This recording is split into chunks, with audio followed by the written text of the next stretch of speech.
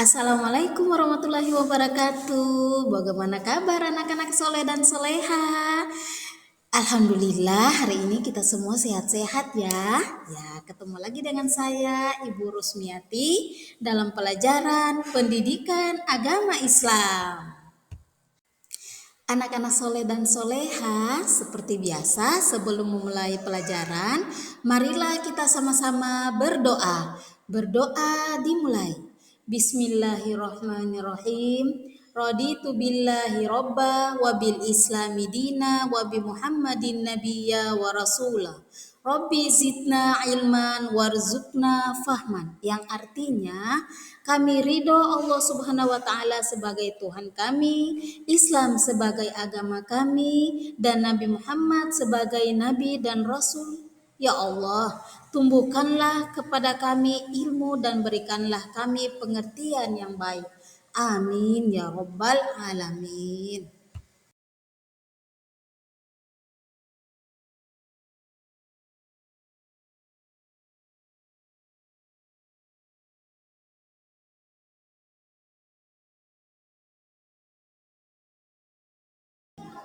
Anak-anak soleh dan soleha, tujuan pembelajaran kita hari ini yang pertama, peserta didik menjelaskan pengertian iman kepada malaikat dan mengomunikasikan kandungan dalil Al-Quran yang terkait iman kepada malaikat dengan menggunakan kata-kata sendiri secara baik.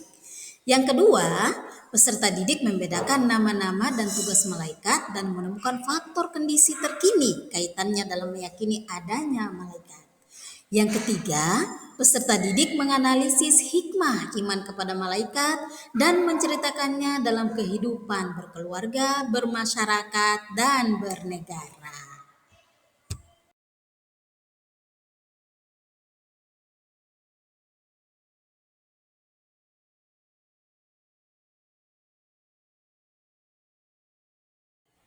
Anak-anak soleh dan soleha, apa itu iman kepada malaikat? Iman kepada malaikat berarti meyakini dengan sepenuh hati bahwa Allah Subhanahu wa taala telah menciptakan makhluk gaib yang disebut malaikat.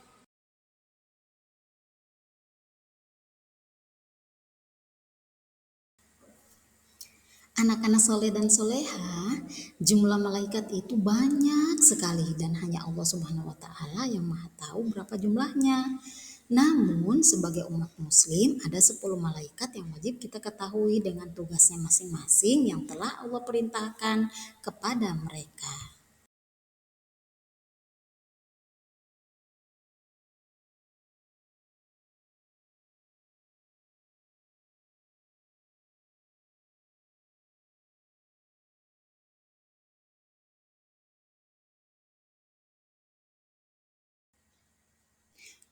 Malaikat yang pertama adalah malaikat Jibril.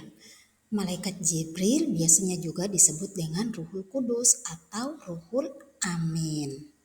Malaikat Jibril mengemban tugas sebagai kepala seluruh malaikat. Tugas malaikat Jibril adalah menyampaikan wahyu, yakni kalam atau perkataan dari Allah Subhanahu wa taala yang turunkan kepada Nabi Muhammad dengan perantara malaikat Jibril yang sekarang kita kenal dengan Al-Qur'an.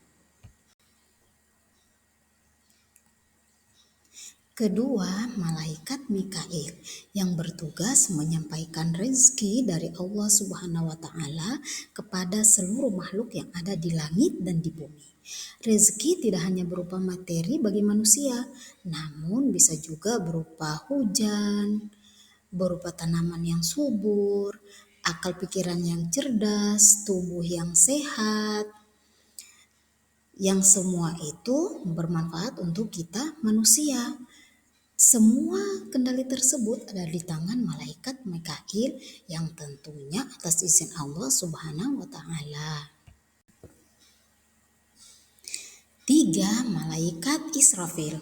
Tugas malaikat Israfil yaitu meniupkan sangkakala pada hari kiamat nanti. Sangkakala sendiri adalah sejenis trompet di mana saat Allah Subhanahu wa taala memerintahkan kepada malaikat Israfil untuk meniupkan sangkakala, maka tiupan tersebut dapat menyebabkan guncangan yang begitu dahsyat sehingga membuat semua makhluk hidup akan mati, dan sebagai tanda berakhirnya kehidupan di dunia. 4. Malaikat Israel atau yang disebut juga dengan malaikat maut. Setiap makhluk Allah akan mengalami kematian, dan malaikat Israel lah yang bertugas mencabut nyawanya. Bagi orang yang beriman, malaikat Israel akan mencabut nyawanya dengan lembut dan sangat hati-hati. Akan tetapi, bagi orang yang ingkar dan banyak dosanya, malaikat Israel akan mencabut nyawanya secara kasar dan penuh penderitaan. Na'udzubillah min dzalik.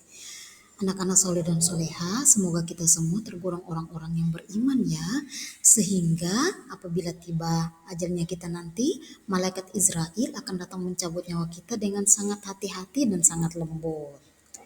Amin ya rabbal alamin. Kelima dan keenam, malaikat Munkar dan Nakir. Kedua malaikat ini bertugas menanyai manusia di alam kubur. Kewajiban kedua malaikat ini adalah menanyai perihal keimanan seseorang semasa hidupnya di dunia. Bagi orang yang beriman, kedua malaikat ini akan datang dengan wajah yang sangat indah, sejuk, dan sangat harum.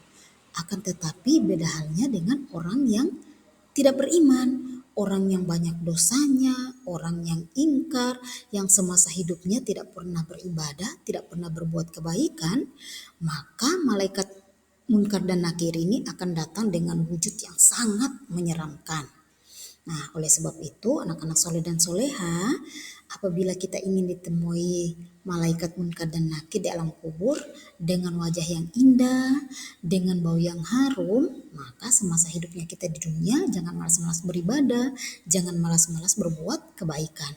Karena apa yang kita lakukan di dunia itu yang akan kita tuai di hari akhir nanti. Sebelum di hari akhir kita akan menuainya di dalam kubur. Anak-anak soleh dan soleha, malaikat yang ketujuh adalah malaikat Raqib. Malaikat Raqib bertugas mencatat semua amal perbuatan baik manusia setiap kali manusia berbuat kebaikan. Bahkan sekecil apapun amalan kebaikan yang kita lakukan akan tetap dicatat dan dihitung oleh malaikat Raqib. Dan apa yang dicatat oleh malaikat Raqib akan menjadi saksi saat perhitungan amal di hari akhirat kelak. 8. Malaikat Atid. Malaikat Atid bertugas untuk mencatat amal perbuatan buruk manusia. Setiap amal buruk manusia yang dilakukan oleh kita manusia, baik yang dilakukan secara terang-terangan ataupun secara sembunyi-sembunyi, malaikat Atid tidak pernah lalai untuk mencatatnya dan akan menjadi saksi saat perhitungan amal di hari kiamat kelak. Nah, oleh sebab itu, bagi kita yang sering melakukan keburukan walaupun tidak ada orang yang melihat, tapi ingat, kita selalu dipantau oleh malaikat Raqib dan malaikat Atid. Malaikat Atid selalu menulis apapun keburukan, sekecil apapun keburukan yang kita lakukan akan dicatat oleh malaikat Atid. Ibaratnya kita manusia ini hidup dengan mempunyai CCTV. CCTV-nya kita yaitu malaikat Raqib dan malaikat Atid. Jadi jangan lalai ya dalam melakukan kebaikan. Malaikat yang kesembilan yaitu malaikat Malik.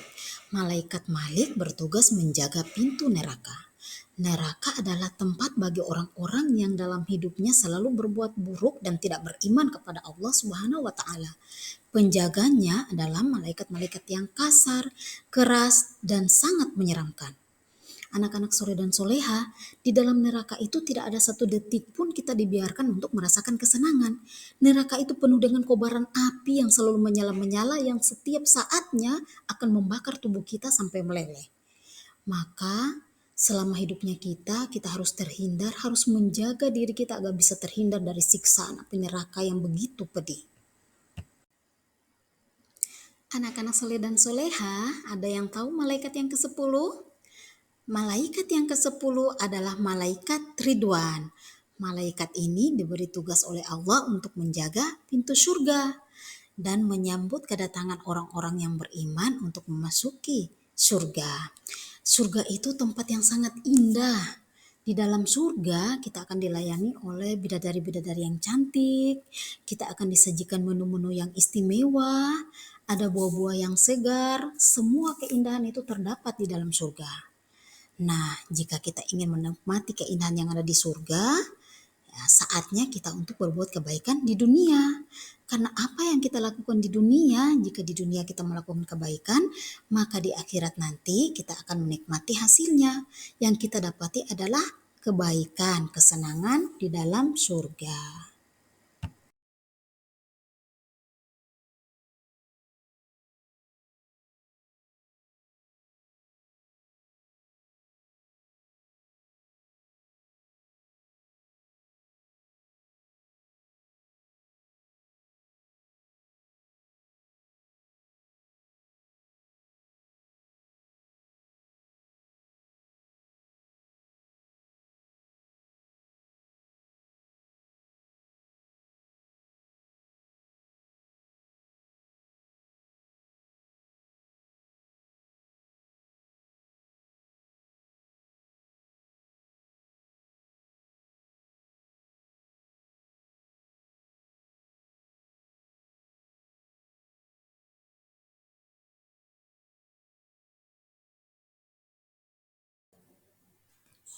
Anak-anak soleh dan soleha, demikianlah pembelajaran kita pada hari ini dengan membahas tugas malaikat, hubungan iman kepada malaikat, dengan aktivitas kehidupan serta hikmah beriman kepada malaikat.